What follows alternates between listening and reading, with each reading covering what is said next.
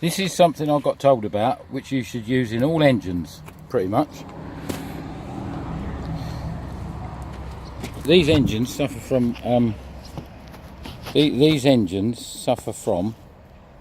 timing chain noises and crap like that.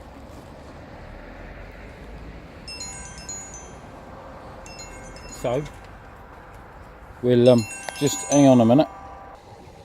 So here we go. It sounded like a bag of nails before I put this treatment in, which is timing chain and tensioner.